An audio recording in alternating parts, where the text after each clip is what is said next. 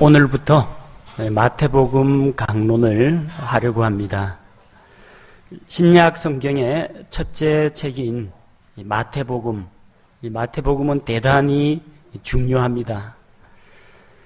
신약 성경에 나오는 예수 그리스도의 사역, 예수 그리스도의 생애에 다루고 있는 네 복음서 가운데 첫째 책입니다. 우리가 이 마태복음을 공부해야 하는 이유는 이 마태복음이 무엇보다도 우리 주 예수 그리스도에 대해서 소개하고 있기 때문입니다. 예수님은 누구신가? 예수님이 왜 이 세상에 오셨는가? 예수님이 오셔서 어떤 일을 하셨는가? 그 예수님과 내가 어떤 관계가 있는가? 복음서를 공부하면서 우리가 꼭 이런 것을 배워야 합니다. 또한 마태복음은 다른 복음서와는 차별화되는 성격이 왕으로 오신 예수 그리스도를 소개하고 있습니다. 유대인들의 왕으로 오신 그 예수님, 왕으로 오신 예수님은 어떤 분이신지, 기름 부음 받은 왕이 무엇을 의미하는지 우리가 잘 이해하려면 마태복음을 공부해야 합니다. 마태복음에서는 중요한 주제가 있습니다. 바로 하늘의 왕국입니다. 사람이 죽어서 가는 천국 이야기가 아닙니다. 저 하늘에 있는, 셋째 하늘에 있는 천국 이야기가 아니고요. 뜻이 하늘에서 이루어진 것 같이 땅에서도 이루어지이다. 하늘의 통치가 땅 위에서 그대로 실현되는 메시아 왕국, 하늘의 왕국, 바로 마태복음은 하늘의 왕국에 대해서 다루고 있기 때문에 대단히 중요한 부분입니다. 성경에서 하늘의 왕국이라는 이 표현은 오직 마태복음에만 등장합니다. 다른 복음서에서는 다 하나님의 왕국이라고 이야기합니다. 그래서 마태복음을 공부하면서 하나님의 왕국은 무엇이고 하늘의 왕국은 무엇인지 우리가 공부하면서 이 두 가지를 혼동하지 말아야 합니다. 자, 상세한 내용은 본문 강해할 때 다시 다루도록 하겠습니다. 또 우리가 마태복음을 공부해야 하는 정말 중요한 이유가 있습니다. 마태복음을 바르게 이해하지 않으면 우리 구원 문제에 대해서라든지 마지막 종말에 대해서든지 여러 가지 혼동과 오류에 빠지기 때문입니다. 이 마태복음의 수신자는 유대인들입니다. 유대인들을 대상으로 기록되었습니다. 물론 그 가운데에는 신약교회 성도들로서 꼭 알고 본받고 배워야 할 내용들도 있습니다. 그러나 1차적 수신자가 유대인들이기 때문에 이 안에 있는 말씀들 가운데 많은 부분이 유대인들에게 해당되는 그런 내용들입니다. 유대인들에게 해당되는 내용을 억지로 끌어와가지고 신약교회에다가 적용시킬 때 문제가 발생할 수 있습니다. 근데 마태복음에 나오는 왕국의 복음하고 우리가 믿고 있는 은혜의 복음하고 혼동하면 안 됩니다. 왕국의 복음은 왕이 오셨다, 왕을 모셔드려라, 그런 이야기가 왕국의 복음입니다. 왕이 왕국을 세우러 오셨으니까 왕국의 백성된 자들은 회개하고 나아오라는 것이 왕국의 복음입니다. 은혜의 복음은 우리 주 예수 그리스도께서 십자가에서 흘리신 그 보배로운 피를 믿는 믿음으로 죄 용서받고 구원받으라는 것이 은혜의 복음입니다. 자, 그래서 이 왕국 복음하고 은혜의 복음하고 혼동을 하면 안 됩니다. 죽음으로부터 구원받아서 살아서 지상 왕국에 들어가는 그런 구원과 죄로부터 구원받아서 혼이 지옥 형벌을 면하고 하나님의 왕국에 들어가는 구원을 혼동하면 안 됩니다. 이거 혼동하면 나중에 요한계시록도 잘못 읽고 오류에 빠질 수가 있습니다. 마태복음은 유대인들 대상으로 기록된 것이라는 것, 또 하늘의 왕국을 전하고 있다는 것을 우리가 알고 있어야 됩니다. 이걸 모르고 성경을 읽다가 사람이 믿음으로 구원받는지 행위로 구원받는지 헷갈려하는 분들이 있어요. 실제로 마태복음 7장 21절 말씀에 보면요. 마태복음 7장 21절에 이 말씀이 기록되어 있습니다. 내게 주여 주여 하는 자가 다 하늘의 왕국에 들어가지는 아니하고 오직 하늘에 계신 내 아버지의 뜻을 행하는 자라야 들어가리라. 킹제임스 성경으로 읽으면 무리가 없습니다. 하늘의 왕국에 들어가는 조건입니다. 하늘의 왕국에 들어가려면 회개해야 됩니다. 회개하라 하늘의 왕국이 가까이 왔느니라. 회개해야죠.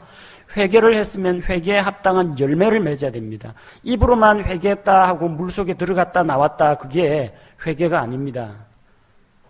회개했으면 마음으로부터 돌이킴이 있어서 죄에서 돌이켜 하나님께로 돌아와야 되고 회개에 합당한 열매를 맺어야 됩니다. 그러니까 하나님의 뜻을 행해야 한다는 거죠. 하늘의 왕국에 들어가는 것입니다. 이걸 구원받아 천국 들어가는 걸로 혼동하면 안 됩니다. 개역성경에서는 나더러 주여 주여 하는 자마다 다 천국에 들어갈 것이 아니요 오직 하늘에 계신 내 아버지의 뜻대로 행하는 자라야 들어가리라, 그렇게 기록되어 있습니다. 그래서 천국에 들어가려면 아버지의 뜻을 행해야 한다. 행위 구원 주장하는 사람들이 제일 많이 써먹는 구절이 마태복음 7장 21절입니다.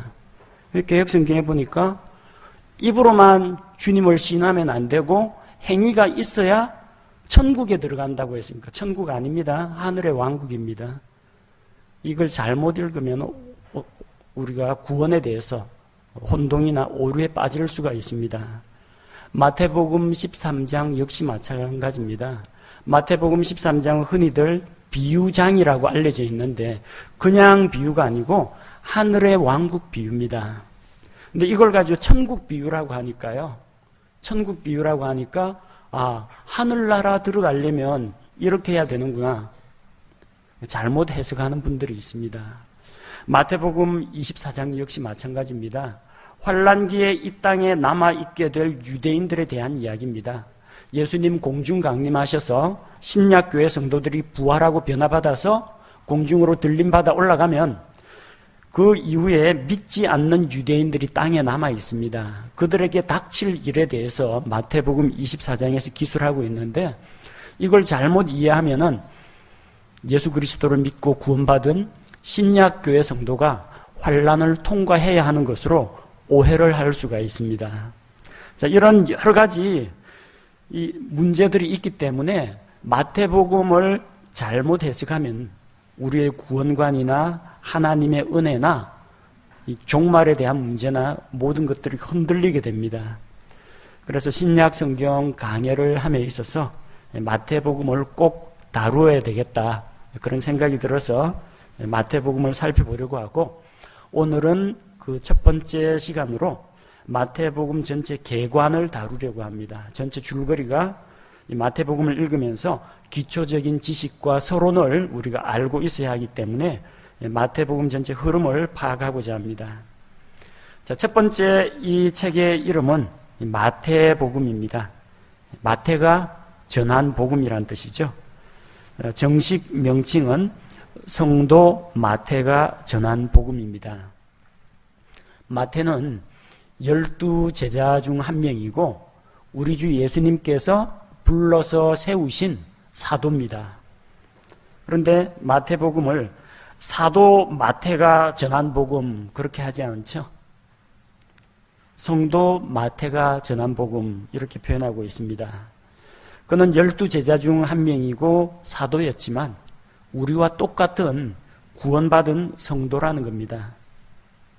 세인트라고 되어 있는데 이 세인트는 로마 가톨릭에서 이야기하는 성인, 성자를 말하는 게 아니고 예수님을 믿고 하나님께서 세상으로부터 구별해 내시고 하나님을 향하여 거룩하게 구별된 자는 다 성도입니다. 이 가운데 예수님을 믿고 구원받으신 분은 다 성도입니다. 그 안에 집사나 목사와 같은 교회 안에서 담당할 직무나 기능의 차이는 있지만 결론적으로 우리 모두는 하나님 보시기에 다 성도입니다. 마태나 우리나 똑같은 성도라는 것입니다. 이 책에서 다루는 주제는 메시아와 하늘의 왕국이 도래했다는 소식입니다. 예수님께서 유대인의 왕으로 오셨고 약속하신 하늘의 왕국을 그들에게 주고자 오셨다는 내용이 마태복음에 기록되어 있습니다. 자, 기록한 사람은 마태입니다. 본래 이름은 유대인으로서 본래 부모님이 지어준 이름은 레위입니다. 레위. 레위는 야곱의 셋째 아들이죠. 루벤, 시몬, 레위, 유다 할 때 그 야곱이 레아를 통해서 얻은 셋째 아들이 레위입니다.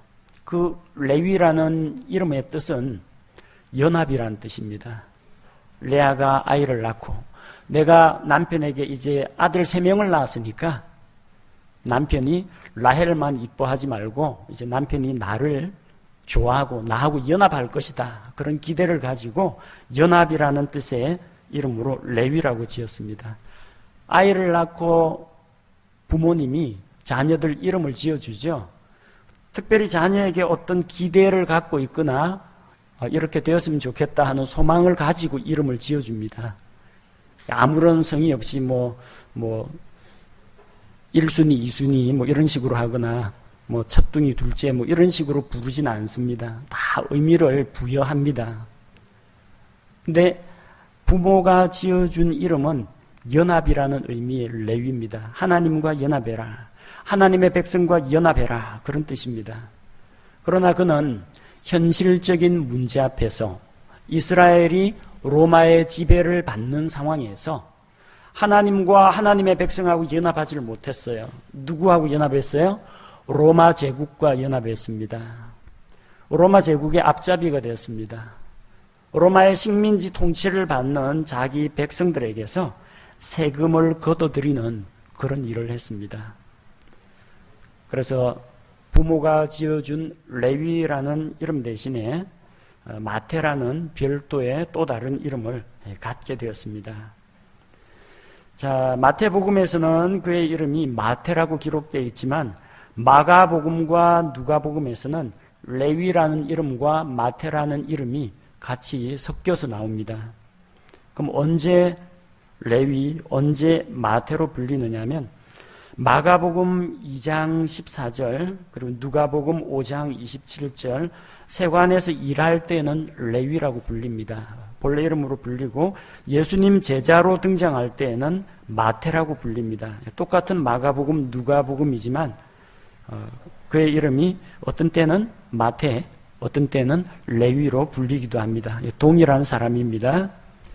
직업은 세리, 오늘날로 이야기하자면 세무서 직원입니다. 오늘날도 사업하시는 분들은 세무공무원은 별로 좀 달가워하지 않는 그런 경향이 있습니다. 물론 정직하게 세금 내고 조금 더 부끄러울 것이 없는 사람이라면 세무서 직원이 무서울 리가 없겠죠. 근데 일반적인 그 당시의 인식은 이 세리하면은 안 좋은 직업이었어요. 왜냐하면 이 세리들은 동족으로부터 세금을 걷어들여 가지고 로마 제국에 상납을 합니다. 근데 로마 제국에서 세금을 얼마 걷으라 한 할당이 떨어지면 어쨌든 수단과 방법을 가리지 말고 걷어야 됩니다. 실제 걷으라고 한 것보다 더 많이 걷어야 돼요. 왜 많이 걷느냐? 세금 내라고 하는데 안 내고 버티는 사람들이 있어요. 로마의 지배를 반대한다, 나는 못 내겠다고 안 내는 사람들이 나와요. 또 털어도 낼 게 없는 사람들이 있어요. 가진 게 없어가지고 먹고 살기도 빠듯하게 세금 낼 돈이 없는 사람이 있어요. 그럼 부족분을 어떻게 메웁니까? 자기 돈으로 메울 수 없죠. 낼 수 있는 사람한테 넉넉하게 걷습니다. 그래서 나머지 내지 못하거나 이번에 빠지는 사람들까지 모자라지 않도록 걷습니다. 그 다음에 자기도 먹고 살아야 됩니다. 많이 걷어가지고 로마 제국에서 할당한 것까지만 상납하고 나머지는 자기가 먹고 살아야 되기 때문에 욕심을 부리면은 얼마든지 많이 거둘 수가 있습니다. 실제보다. 그래서 백성들의 고혈을 빠는 그런 직종이라는 인식 때문에 동족으로부터 미움을 받았습니다. 그 당시 세리라는 이런 직업은 창녀나 마찬가지로 죄인 취급을 당했습니다. 복음서 읽다 보면은 세리들과 창녀들이 이렇게 나옵니다. 항상 세리하고 창녀가 따라서 나와요. 거의 동급으로 친다는 겁니다. 그만큼 유대인들로부터 멸시당하던 그런 직업이었습니다. 하지만 그는 예수님으로부터 부르심을 받았습니다. 그가 세관에 앉아서 돈 계산하고 있을 때 예수님께서 나를 따르라. 주님께서 부르실 때 그는 모든 것을 버려두고 예수님을 따랐고 예수님의 제자가 되었습니다. 그리고 신약 성경의 첫째 책인 마태복음을 기록하게 되었습니다. 마태복음이 기록된 시기는 대략 AD 60년경 그 즈음에 기록이 되었습니다. 왜 이걸 기록했느냐? 유대인들에게 예수 그리스도가 구약 성경에 기록된 약속대로 오신 메시아라는 것을 보여주기 위해서입니다. 자, 이 복음서의 수신자는 누구냐? 1차적 수신자는 유대인들입니다. 구약 성경을 잘 아는 유대인들을 대상으로 예수님이 아브라함의 자손이시요 다윗의 자손으로 오신 메시아라는 것을 보여주는 겁니다. 한편 마태복음은 이방인들하고도 관계가 있습니다. 마태복음은 전적으로 유대인들만 읽으라고 준 거 아닙니다. 더 나아가서 모든 신약교회 성도들도 또 예수 그리스도를 아직 모르는 이방인들도 이 복음서를 읽을 필요가 있습니다. 마태복음 안에도 이방인들이 많이 등장합니다. 예수님이 나신 이 세상에 오신 것을 별을 보고 알고 찾아온 동쪽에서 온 지혜자들이 유대인들의 왕으로 오신 예수님을 만나고자 했습니다. 예수님께서는 로마 백부장의 병을 고쳐주기도 했습니다. 그분은 이방인들에게 공의를 나타내시는 그런 분이셨고 두로와 시돈 지방에서 가나안 여자의 딸을 온전케 하신 분입니다. 또한 마태복음 맨 마지막에서는 이제 왕국의 복음이 아니라 은혜의 복음을 전할 때 예수 그리스도께서 우리에게 주신 지상명령, 너희는 가서 모든 민족을 가르치고 그들에게 침례를 주고 예수님께서 명하신 것을 가르쳐 지키게 할 때 이 명령 안에는 세상에 있는 모든 사람들, 유대인이나 이방인이나 가릴 것 없이 그 안에 다 포함이 된다는 것입니다. 마태복음은 대단히 특별하고 또 독특한 책입니다. 그래서 우리가 마태복음의 성격에 대해서 잠시 알아둘 필요가 있습니다. 마태복음은 앞서 말씀드린 것처럼 유대인의 왕으로 오신 예수 그리스도를 소개한다고 했습니다. 요한계시록 4장에 보면요. 요한계시록 4장 말씀에 살펴보니까 요한계시록 4장 6절과 7절에 보니까 하나님의 왕좌 주변을 호위하고 있는 네 짐승들이 있습니다. 그 왕좌 앞에 수정 같은 유리바다가 있고 왕좌 한가운데와 왕좌 둘레에는 앞뒤에 눈이 가득한 네 짐승이 있더라. 첫째 짐승은 사자 같고 둘째 짐승은 송아지 같으며 셋째 짐승은 사람 같은 얼굴을 가졌고 넷째 짐승은 날아다니는 독수리 같더라. 하나님의 왕좌를 호위하고 있는 이 네 짐승은 예수 그리스도의 네 가지 모습, 예수 그리스도의 네 가지 영광스러운 모습을 대변해주는 짐승들입니다. 자, 그 가운데에서 이 사자 같은 짐승, 마태복음을 이야기하고요. 송아지 같은 이 짐승은 마가복음을 나타냅니다. 사람의 얼굴을 가진 짐승은 누가복음을 나타내고요. 날아다니는 독수리 같은 짐승은 요한복음을 나타냅니다. 사자는 만수의 제왕이라고 하죠. 동물들의 왕입니다. 그래서 왕으로 오신 예수 그리스도를 나타내고 소는 나면서 죽을 때까지 일합니다. 죽어서도 가죽과 고기와 뿔과 내장과 피와 모든 것을 사람들에게 아낌없이 주고 떠납니다. 열심히 일하는 하나님의 능력 있는 종으로 오신 예수 그리스도를 나타냅니다. 누가복음은 사람으로 오신 예수 그리스도의 인성을 나타냅니다. 그래서 사람의 형상을 하고 있고요. 자, 독수리가 의미한 바는 하늘에 속한 자라는 겁니다. 이 세상 땅에 속한 자가 아니라 하늘에 속한 자, 곧 하나님이신 예수 그리스도, 하나님의 아들이신 예수 그리스도의 영광, 그분의 신성을 나타냅니다. 마태복음은 그 중에서 사자의 모습을 하고 있습니다. 잠언 말씀을 읽어보면 사자는 모든 것의 우두머리, 왕, 위풍당당하게 걷는 동물들의 왕으로 묘사가 되어 있습니다.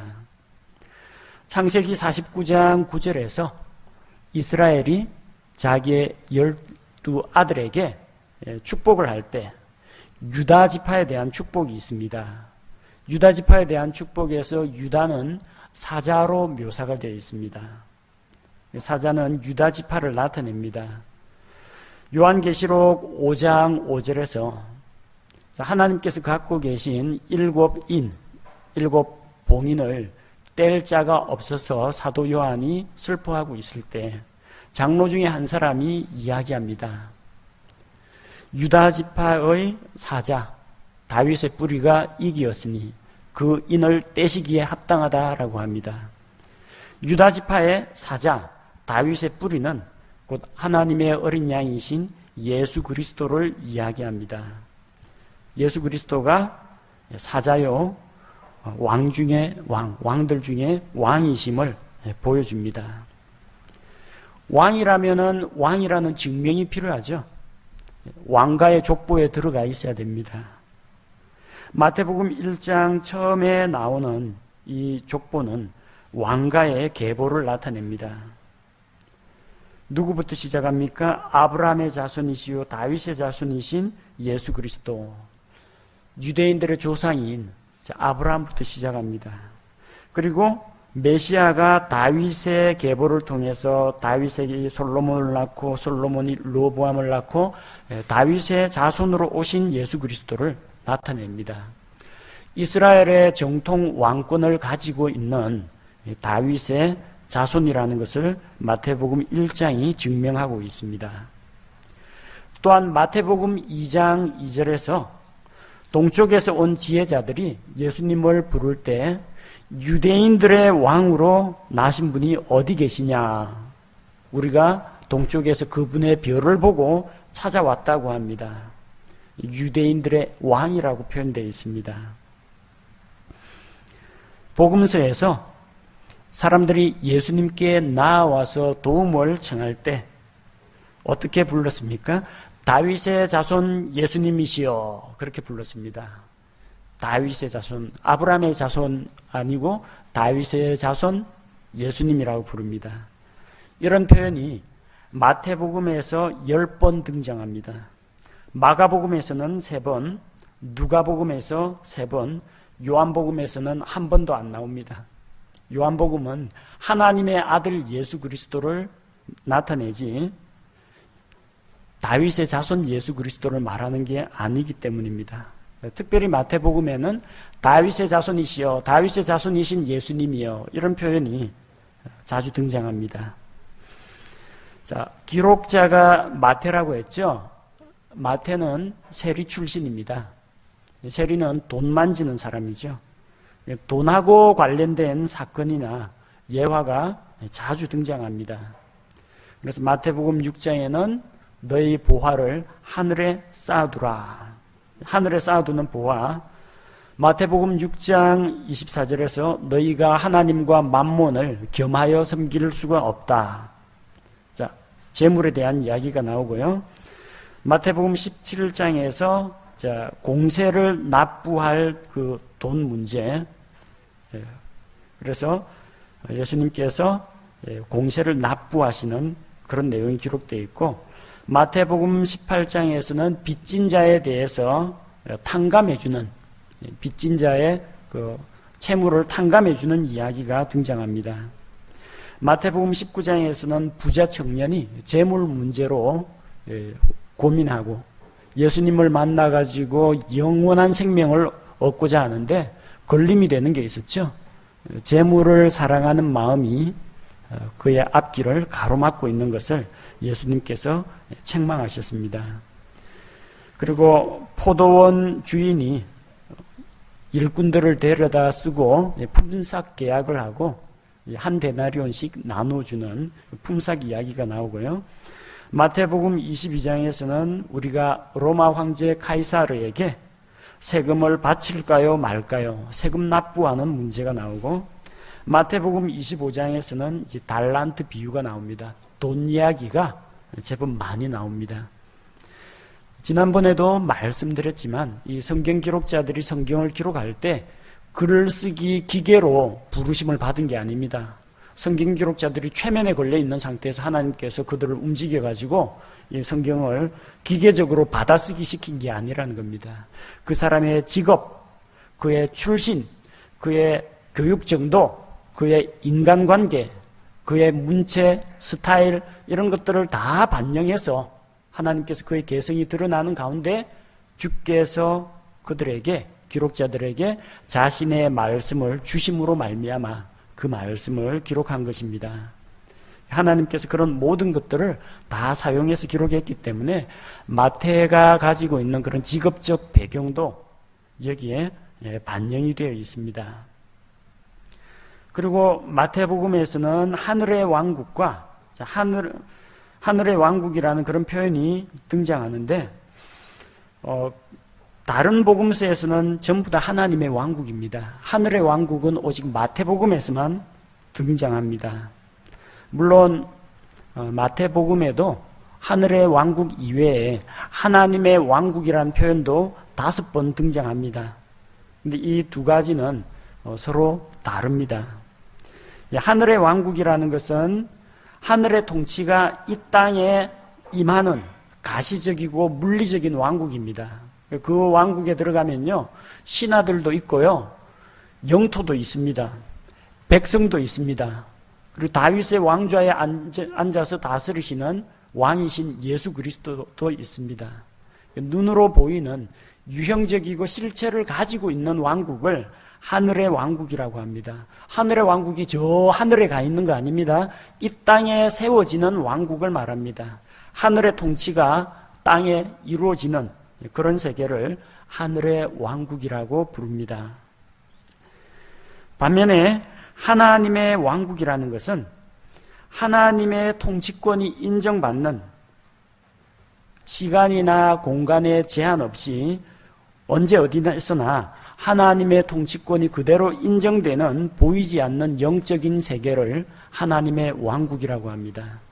요한복음 3장 5절에서와 같이 우리가 성령님을 통해서 다시 태어나면 하나님의 왕국에 들어갈 수가 있습니다.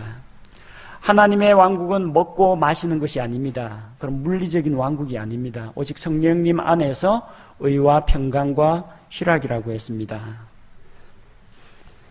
크게 보자면은 하나님의 왕국이 훨씬 더 광범위한 개념입니다. 하늘의 왕국은 하나님의 왕국의 한 부분 집합이라고 보시면 됩니다. 왜냐하면 하늘의 왕국에서도 모든 사람들이 하나님의 그런 통치권을 인정하고 하나님을 인정하는 그런 세계이기 때문에 하늘의 왕국도 하나님의 왕국에 속한다고 보시면 됩니다. 그래서 하나님께서 저기 셋째 하늘에서 하늘에 있는 영적인 존재들을 만드시고 천사들과 스랍들과 그룹들에게 경배를 받으실 때 그 세계도 하나님의 왕국입니다. 하나님께서 세상을 창조하시고 또한 세상을 다스리시고 심판하시죠. 하지만 지금 이 세상에서는 사람들이 하나님의 통치권을 인정하지 않습니다. 그러니까 예수님이 이방인 로마 사람들의 손에 넘겨져서 십자가에서 죽임을 당하셨죠. 그게 만약에 실제로 모든 사람들이 다 하나님의 통치권을 인정하고 있으면 예수님이 그렇게 죽임 당하지 않을 겁니다. 하나님의 왕국이라는 것은 훨씬 더 광범위한 영적인 개념입니다. 비록 이 세상은 모든 사람들이 하나님을 다 인정하는 것이 아니지만 이 세상에 있는 사람들 가운데 구원받은 그리스도인들은 예수 그리스도를 마음으로 영접하고 그분을 믿고 받아들이고 하나님을 아버지라고 부르기 때문에 우리는 이미 하늘에 속한 자가 되어 있습니다. 하나님의 백성이요, 하나님의 자녀요, 하나님의 왕국 백성입니다. 그래서 에베소서 2장에서 우리가 읽은 바와 같이 우리는 예수 그리스도와 함께 일으켜져서 하늘의 처소들에 이제 앉혀진 존재입니다. 그런 의미에서 우리는 하나님의 왕국에 속해 있습니다. 그러나 아직까지 예수 그리스도가 다스리시는 지상 왕국은 이 세상에 아직 이루어지지 않았습니다. 예수님이 그 하늘의 왕국을 유대인들에게 약속대로 주러 오셨지만 유대인들이 거절을 했죠. 카이사르 외에는 우리에게 왕이 없습니다. 이 사람은 우리의 왕이 아닙니다. 예수님이 왕국을 주고자 했지만 그들은 왕과 왕국을 거절했기 때문에 그 당시 유대인들은 왕국을 받아 누리지 못했습니다. 그렇다고 해서 하나님의 왕국 계획이 취소되는 건 아닙니다. 잠시 연기되어 있을 뿐이지 예수님께서 다시 오실 때에 유대인들이 민족적으로 회개하고 돌아와서 찬송하리로다 주의 이름으로 오시는 이여 하면서 예수 그리스도를 반기게 될 것입니다. 적 그리스도의 통치를 거부하고 이 세상을 심판하시고 회복시키시고 다스리시러 오시는 예수님을 맞아들이게 됩니다. 그때 하늘의 왕국이 임하게 됩니다. 천년왕국 시대에 바로 그 하늘의 왕국이 이루어집니다. 마태복음에서 이야기하는 왕국의 복음이라는 것은 왕국을 세우기 위해서 왕께서 오셨다. 왕국 백성은 회개하고 나아오라는 메시지가 왕국의 복음입니다. 그래서 침례자 요한이 전파했습니다. 회개하라 하늘의 왕국이 가까이 왔느니라. 예수님께서도 전파하셨습니다. 회개하라 하늘의 왕국이 가까이 왔느니라. 마태복음 10장에서 12제자를 파송하시면서 가서 왕국의 복음을 선포하라고 했습니다. 제자들이 선포한 복음은 예수 그리스도 십자가에서 죽으심과 부활하심을 믿고 구원받으십시오. 이 복음이 아닙니다. 마태복음 10장에서는 아직까지 예수님 십자가에 달려 돌아가시기 전입니다. 그때는 은혜의 복음이 전파되던 시기가 아니고 왕국의 복음이 선포되던 그런 시기입니다. 자, 이 마태복음은 유대인들을 수신 대상으로 한다고 했죠. 그래서 유대인들에게 약속대로 메시아가 오셨다. 그 사실을 알리는 겁니다. 그래서 구약 성경을 잘 이해하고 있는 유대인들을 대상으로 하고 있고 구약의 예언대로 오신 예수님을 소개하기 위해서 구약 성경을 자주 인용합니다. 곳곳에서 기록된 바 이런 표현이 나옵니다. 그 구약 성경에 예수님에 대해서 예언이 되어 있다는 이야기입니다. 혹은 이렇게 된 것은 대언자 누구를 통해서 하신 말씀을 성취하려 하심이라. 기록된 성경 말씀을 성취하러 오신 예수 그리스도를 나타냅니다. 마태복음을 읽다 보면 좀 특별한 장들을 만날 수가 있습니다. 다른 복음서에서는 찾아볼 수 없는 특별한 내용. 일단 마태복음 1장에 나오는 왕가의 족보 이야기, 다윗의 씨로 오신, 다윗의 자손으로 오신 예수 그리스도를 나타냅니다. 마태복음 13장 하늘의 왕국 비유입니다. 연기된 왕국에 대해서 예수님께서 소개하고 있습니다. 유대인들이 왕을 받아들이지 않으니까 마땅히 구약의 예언대로 하늘의 왕국을 너희에게 주어야 하겠지만 너희가 거부하고 있기 때문에 왕국의 복도, 왕국의 심판도 마지막 날까지는 연기되어 있다. 그 메시지를 전하고 있습니다. 이 13장에 나오는 모든 비유들은 제각기 따로따로 노는 비유가 아니고요. 다 연결되어 있는 비유입니다. 마태복음 24장, 올리브산 담화라고 하죠. 마지막 날들의 환란기에 유대인들이 겪게 될 고난에 대해서 이야기합니다. 신약교회 성도 이야기가 아닙니다. 유대인일지라도 예수님을 믿으면 신약교회 성도가 됩니다.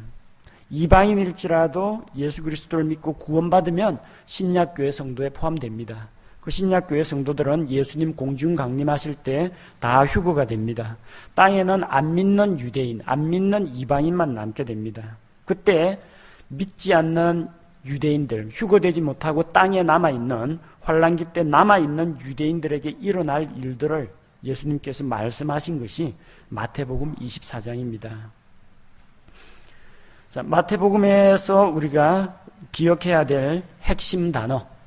자, 마태복음은 왕복음이라고 했죠. 왕으로 오신 예수 그리스도. 그래서 왕이라는 표현, 왕국이라는 표현, 하늘의 왕국이라는 표현, 자, 이런 표현들에 대해서 주의 깊게 읽을 필요가 있습니다.